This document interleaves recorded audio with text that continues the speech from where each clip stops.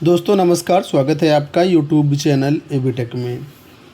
आज है 5 अप्रैल 2024 और जान लेते हैं आज की महत्वपूर्ण खबरें जो आज के प्रमुख समाचार पत्रों पे छाई हुई हैं और आप लोगों के लिए बहुत ही इम्पोर्टेंट हैं। सबसे पहले यहाँ पर देखिए अपडेट है यूपी बीएड एंट्रेंस एग्ज़ाम 2024 को लेकर के दिया गया कि बीएड प्रवेश परीक्षा 9 जून को 30 जून को जारी होगा परिणाम। उच्च शिक्षा विभाग ने लोकसभा चुनाव के बाद परीक्षा कराने का किया फैसला। प्रदेश में संयुक्त बीएड प्रवेश परीक्षा 9 जून को होगी। उच्च शिक्षा विभाग ने लोकसभा चुनाव के बाद परीक्षा कराने के लिए यह तिथि प्रस्तावित की है। इसके साथ ही 30 जून को परिणाम जारी हो जाएगा। इसके साथ ही अब बीएड प्रवेश परीक्षा के लिए ऑनलाइन आवेदन करने की डेट जो है 30 अप्रैल कर दी गई है। वहीं विलंब शुल्क के साथ अभ्यर्थी 7 मई तक आवेदन कर पाएंगे। तो 2023 की तरह इस बार भी बीयू यानी बुंदेलखंड यूनिवर्सिटी को शासन ने बीएड संयुक्त प्रवेश परीक्षा कराने का जिम्मा सौंपा है। बीयू ने 10 फरवरी से परीक्षा के लिए आवेदन शुरू किए थे।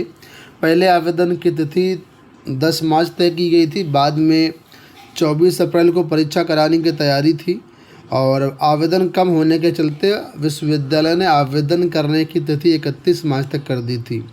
साथ ही परीक्षा की तिथि को लेकर के चुनाव की तिथियों के आधार पर फैसला लेने की बात कही थी। अब जब आचार संहिता लागू हो गई है तो शासन से परीक्षा की तिथि प्रस्तावित कर दी गई है। उच्च शिक्षा विभाग के विशेष सचिव कल्लू प्रसाद द्विवेदी ने बीयू कुलसचिव को पत्र भेज करके बीएड प्रवेश परीक्षा के लिए 9 जून की डेट प्रस्तावित की है और 30 जून को परिणाम जारी करने की बात कही है। साथ में 10 जुलाई से काउंसलिंग शुरू करने के लिए भी कहा है। तो ये आपके सामने डेट हैं।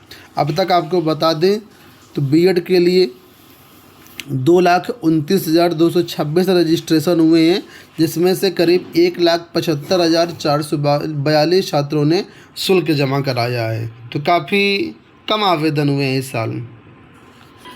यहाँ देखिए अपडेट कि राज्य विश्वविद्यालय में दाखिले की तैयारी समिति की बैठक अगले सप्ताह है।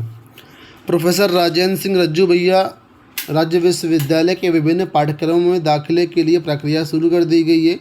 1-2 दिनों में प्रवेश समिति का गठन कर दिया जाएगा। 1 सप्ताह के बाद समिति की पहली बैठक में प्रवेश संबंधी खाका तैयार किया जाएगा। 15 जुलाई से पहले दाखिले की प्रक्रिया पूरी करने की योजना है। तो विश्वविद्यालय की स्नातक तथा परास्नातक की कक्षाओं में दाखिले के लिए एकेडमिक मेरिट के आधार पर प्रवेश होंगे। प्रवेश के लिए विश्वविद्यालय और संबद्ध कॉलेजों के स्तर पर अलग अलग मेरिट निकाली जाएगी। वहीं व्यावसायिक पाठ्यक्रम में प्रवेश परीक्षा के जरिए दाखिला होगा। तो कुल मिलाकर के स्टेट यूनिवर्सिटी में अगले सप्ताह से जो है दाखिले लिए जाने की तैयारी है और जो कुछ भी अपडेट होगा चैनल के माध्यम से मैं आपको अपडेट कर देंगे। यूपी बोर्ड एडमिशन को लेकर के यहाँ पर देखिए अपडेट है कि 9वीं से 12वीं तक के प्रवेश आवेदन में देने होंगे ईमेल व मोबाइल नंबर। प्रदेश में बेसिक व माध्यमिक विद्यालयों में नए सत्र 2024-25 में प्रवेश की प्रक्रिया शुरू हो चुकी है। माध्यमिक शिक्षा विभाग ने कहा है कि 9वीं से 12वीं तक के विद्यार्थियों को प्रवेश के समय ईमेल व मोबाइल नंबर देना अनिवार्य होगा। इससे विद्यार्थियों को समय समय पर सूचना व सरकारी योजनाओं की जानकारी देने में आसानी होगी। विभाग को कई बार विद्यार्थियों को आवश्यक या आकस्मिक सूचना देने के लिए काफ़ी मशक्कत करनी पड़ती है। यही वजह है कि इस बार सत्र शुरू होने के साथ ही विभाग ने इस बाबत जो है दिशा निर्देश जारी कर दिए हैं। माध्यमिक शिक्षा निदेशक डॉक्टर महेंद्र देव ने सभी डीआईओ से कहा है कि 9वीं से 12वीं के लिए जो भी एडमिशन होंगे वहाँ पर मोबाइल नंबर और ईमेल आईडी देना प्रवेश के समय अनिवार्य होगा और साथ ही इन सूचनाओं को जो वेबसाइट पर भी अपलोड कराया जाएगा। उन्होंने ये भी कहा है कि प्रदेश के सभी माध्यमिक विद्यालयों में उनके यहाँ चल रहे कोर्स वर्ग शिक्षक और शिक्षार्थियों की संख्या जो है वेबसाइट पर तैयार करा करके फीड कराई जाए। बोर्ड परीक्षा से जुड़ी हुई यहाँ पर एक खबर और देखिए कि बोर्ड परीक्षा में अंक वृद्धि के नाम पर ठगी शुरू। यूपी बोर्ड के हाई स्कूल इंटरमीडिएट की कॉपियों का मूल्यांकन पूरा होने के बाद अब परिणाम तेज़ी से तैयार किया जा रहा है। इस बीच छात्र छात्राओं के अंक बढ़ाने तथा उन्हें फेल से पास कराने का लालच देकर कुछ साइबर ठग फ़ोन करने लगे हैं। इसके लिए परीक्षार्थियों एवं उनके अभिभावकों को फ़ोन कर रुपयों की मांग की जा रही है।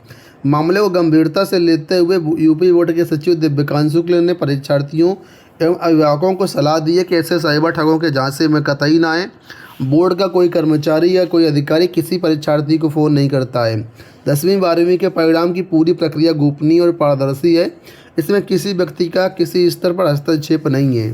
पिछले वर्षों में भी इस तरह का जो है कॉल अभ्यर्थियों के पास गए थे। इस साल भी ये जो साइबर ठग हैं वो शुरू कर दिए हैं। ऐसे लोगों पर कार्रवाई भी की जा रही है। कुल मिलाकर के अभ्यर्थियों को और अभिभावकों को आगाह किया गया कि ऐसे किसी भी फ़ोन पर आप विश्वास ना करें, वो पूरी तरीके से फर्जी हैं और साइबर ठग हैं। देखिए, बोर्ड से मान्यता ना लेने वाले मदरसे होंगे बंद, बच्चों का प्रवेश सरकारी स्कूल में। किसी भी बोर्ड से मान्यता ना लेने वाले मदरसे बंद होंगे। उनमें पढ़ने वाले बच्चों का भविष्य खराब होने से बचाने के लिए सभी का प्रवेश सरकारी विद्यालयों में कराया जाएगा। इसके लिए जिला स्तर पर 5 सदस्यीय कमेटी का गठन होगा, जिसके अध्यक्ष डीएम होंगे। इस संबंध में मुख्य सचिव दुर्गा शंकर मिश्र ने बृहस्पतिवार को निर्देश जारी कर दिए हैं। तो निर्देश के मुताबिक ऐसे मदरसे जो मानकों के आधार पर यूपी बोर्ड, सीबीएसई बोर्ड या आईसीएसई बोर्ड आदि से मान्यता प्राप्त करने के लिए पात्र हैं, वो संबंधित बोर्ड से मान्यता लेकर के अपने प्राथमिक व माध्यमिक विद्यालय संचालित कर सकते हैं।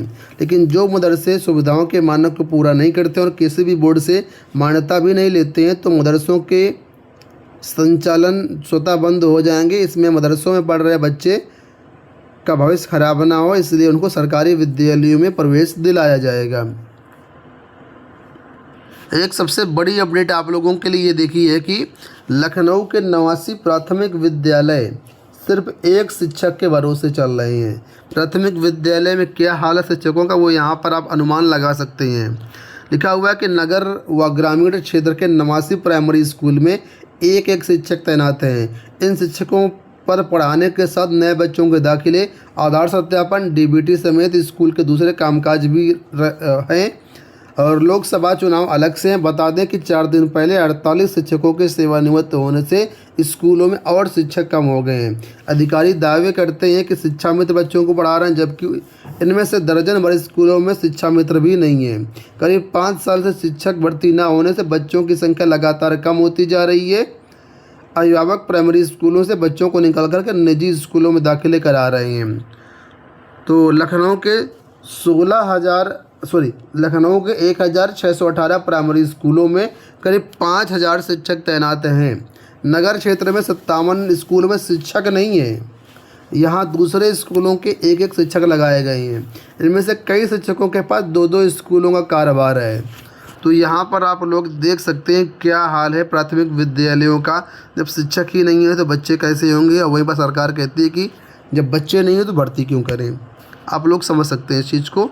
89 ऐसे विद्यालय हैं जहाँ पर सिर्फ एक शिक्षक है, और करीब यहाँ पर दिया गया कि 57 ऐसे स्कूल हैं जहाँ पर एक भी शिक्षक नहीं है। दूसरे स्कूल के शिक्षकों को यहाँ पर समायोजित किया गया है। यहाँ पर देखिए अपडेट है कि सीबीएसई 11वीं और 12वीं की परीक्षा का प्रारूप बदला। परीक्षा के बदलाव की घोषणा करने वाले केंद्रीय माध्यमिक शिक्षा बोर्ड के अधिकारियों का कहना है कि शैक्षणिक सत्र 24-25 से 11वीं और 12वीं की कक्षा का परीक्षाओं में दक्षता आधारित प्रश्न अधिक शामिल होंगे। इसका उद्देश्य ये पता लगाना है कि छात्र वास्तविक जीवन में इन अवधारणाओं को कितना समझ पा रहे हैं। बहुविकल्पीय प्रश्न, मामले आधारित प्रश्न, स्रोत आधारित प्रश्न, एकीकृत प्रश्न या अन्य प्रकार के दक्षता आधारित प्रश्नों का 40 से 50% कर दिया गया है। दोस्तों, ये हो गई आज की सारी सूचनाएं। इस वीडियो में इतना ही। धन्यवाद।